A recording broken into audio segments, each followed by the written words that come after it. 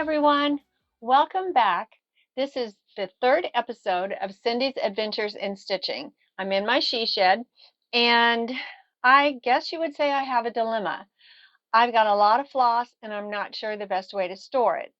Now, I watched some Flosstube videos, and there was one that they recommended that you could buy these little plastic bags, and you could put the number on the plastic bag, and then you could set it in a tote. And I like that idea in that you can see the numbers very clearly, but you can't really see the colors very well. And I don't know if you can get a shot of that, but so what I had always used before for floss storage was something like this, where I wound the bobbins or wound the thread on the bobbins. The problem with that is you cannot easily see the number. You can see the colors great, but I also have more thread than I have space for. And as you can see, I've got quite a collection that I haven't even done anything with yet. As far as my favorite thread is concerned, not really sure that I have a favorite.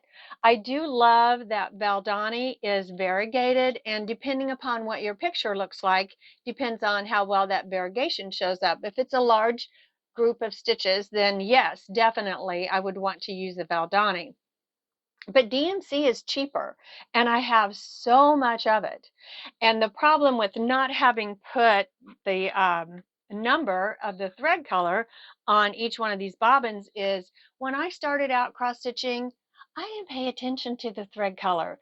I would look at the pattern, say, oh, light blue. Okay, well, let me get some light blue. And I kind of haphazardly chose my colors. So I'm going to have to do something to rectify this because I can't stand the disorderliness of it, and I want it to be as streamlined and not take up a lot of space as possible. So if you have any suggestions, please put it in the comments. I would love to know what is the best storage solution for thread or for floss. And then I wanted to also show you my whip. Coming along with Have a Very Merry Christmas. I just have to finish up the bottom row, and I should be able to get that done this week. So I'm excited because I'm ready to move on to other projects. I've got plenty to do. Funny little story. This morning, my husband said, oh, he was on his phone. He said, oh, well, here's a cute sampler. And I thought, he knows what a sampler is? My first thought is that he was thinking something like this, which is a traditional sampler pattern, or maybe something like this. That's what came to mind when he said that's a cute sampler pattern. But instead, he was talking about this.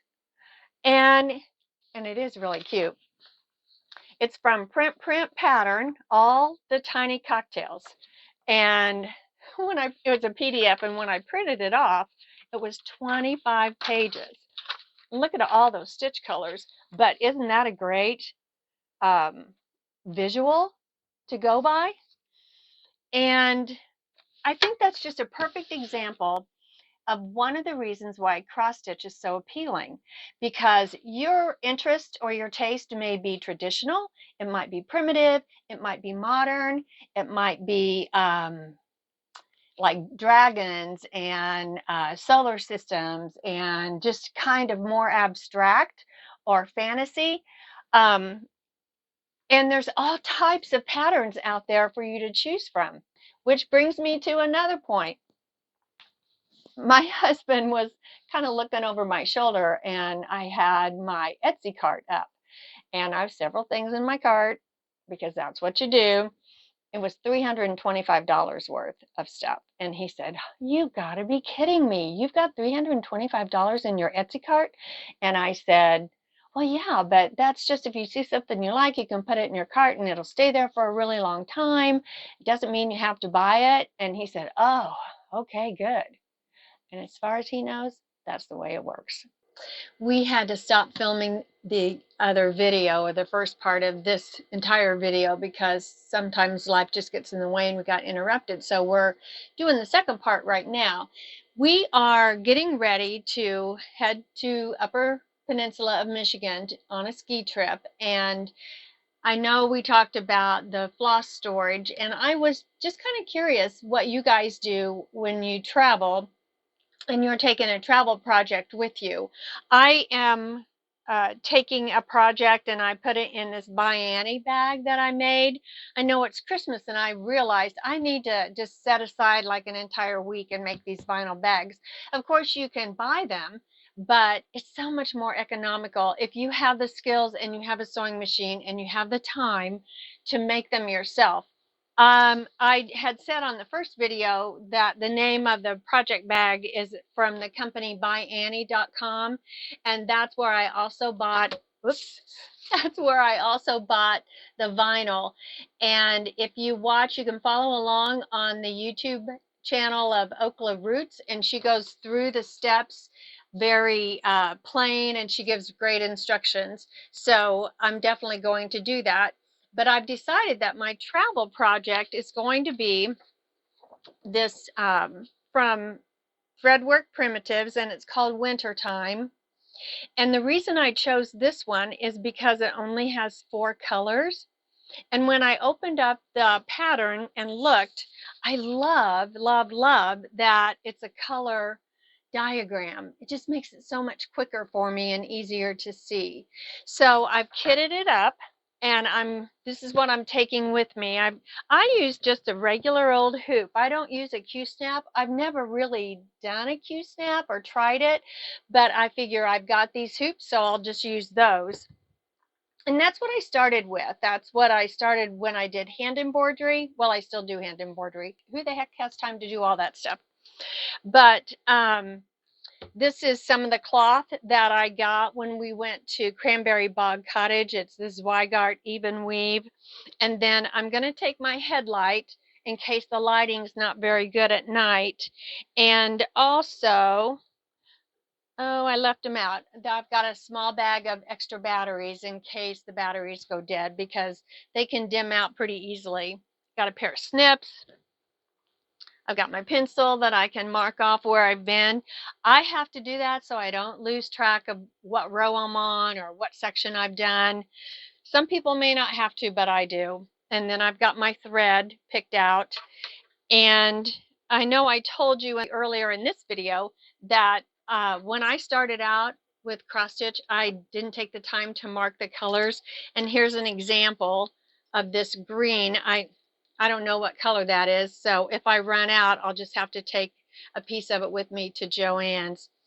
And so I'm curious, what do you guys use to carry your travel projects? I cannot cross stitch in the car because it makes me nauseous.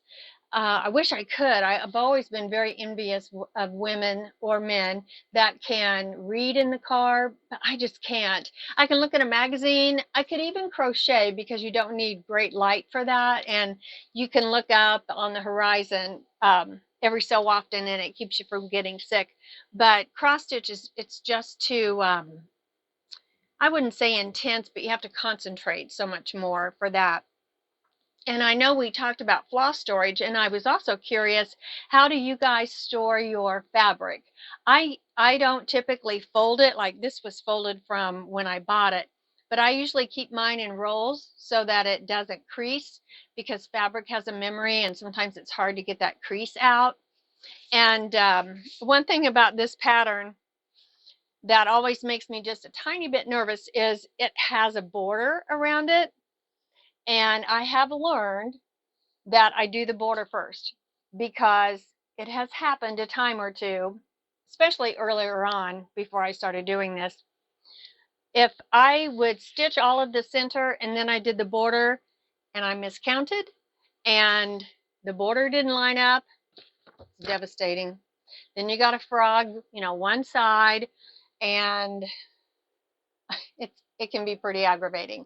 So I always do the border first. And another trick that I've learned is I take a friction pin and a ruler, and I will mark my fabric. You know, I'll just be very careful, and it's lots easier to do if you have Ada, because you know it's bigger. But I'll put a little mark where I start, and then I'll measure over, making sure I stay on the same line, and then I'll put another little mark, and that kind of helps keep me on track. So I'm curious how you guys store your fabric. Do you roll it like this, or do you just go ahead and fold it and not worry about the creases? Did get some good news this week.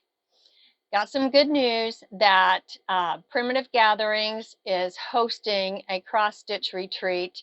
They've got 2 sessions. They have a session in July and they have a session in September. And I couldn't go in July, but I really wanted to go in September, but it filled up very quickly.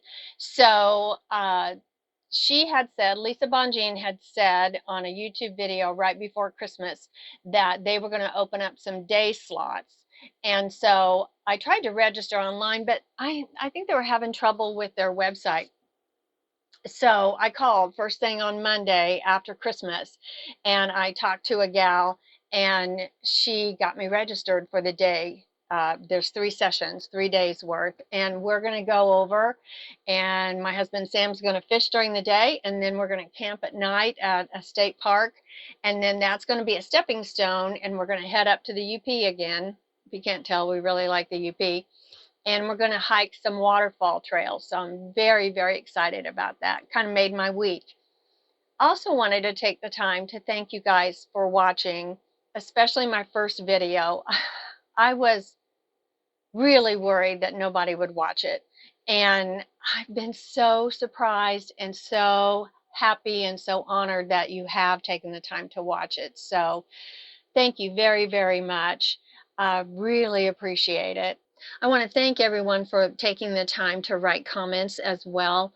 And I've had several inquiries about the camper and wanted to let you know that on our other channel, The Adventures of the Memory Makers, we have a video that gives a pretty detailed tour of the camper. So if you're interested, you can click on the description and we'll have a link to our other channel that then you'll see the video of the camper.